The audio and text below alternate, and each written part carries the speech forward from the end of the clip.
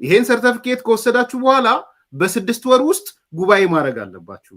ጉባኤ ስታረጉ ደግሞ ምርጫ ቦርድ ሂደቱን የመከታተል ግዴታ ስላለበት ይገኛል።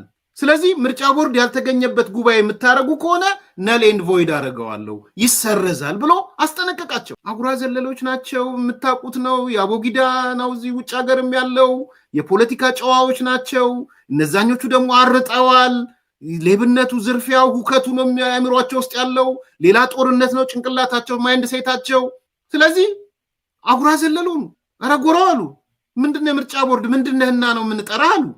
ከሌላው በምን ይለያሉ? እነሱ ምንድነው የሚለየው? ሁሉም እንስሳ እኩል ናቸው። እነሱ የበለዚ ያኔ ስልጣን ላይ ያሉ የስ አኒማል ፋርም ነበር ያኔ፣ ጆርጅ ኦርዌል ነበረ ያኔ፣ እነ ናፖሊዮን ነበሩ፣ እነ ደብረጽዮን ናፖሊዮን ነበር ደብረጽዮን። ሂዝ ኦልዌይስ ራይት ዘ ቦስ ኢዝ ኦልዌይስ ራይት ናፖሊዮን ኢዝ ኦልዌይስ ራይት ነበር። አሁን ግን አኒማል ፋርም የለም።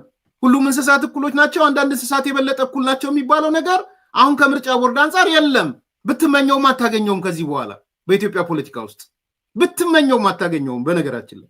ስለዚህ በዚህ መሰረት ምርጫ ቦርድን ፈርመ ወስደህ ወኪል ጉባኤ ስታካሄድ ጥራኛ ለምርጫ ቦርድ አልጠራህም። ማንነና ነው ምጠራህ አሉ እነሱ። ያልተገኘበትን ነገር እንዴት ያጽድቅላችሁ? እናንተ ስልጣን ላይ በነበራችሁ ሰዓት ጉባኤ ላይ ያልተገኘን ሰው ታጸድቁ ነበር? ፈላጭ ቆራጭ በነበራችሁ ሰዓት፣ ናፖሊዮን በነበራችሁ ሰዓት። ስለዚህ ምርጫ ቦርድ ያልተገኘውበትን ነገር አላጸድቅም ጉባኤ አካሄድን ብትሉም ኢትስ ናል ኤንድ ቮይድ አላቸው። ምንድን አሁን የምርጫ ቦርድ ስተት እዚህ ጋር ምንድን ነው? የቱ ጋ ነው የምርጫ ቦርድ ስተት? ለምን ወሰዳችሁ ሄዳ? ኦኬ የማትስማሙ ከሆነ በምርጫ ቦርድ ውሳኔ በአዋጁ የማትስማሙ ከሆነ እኛ በምርጫ ቦርድ አንስማማም፣ ፖለቲካዊ ውሳኔ ነው፣ በፖለቲካ ድርድር ነው የምናገኘው፣ ስለዚህ ምርጫ ቦርድ አንሄድም ቢሉ ምንድን ነው ችግሩ?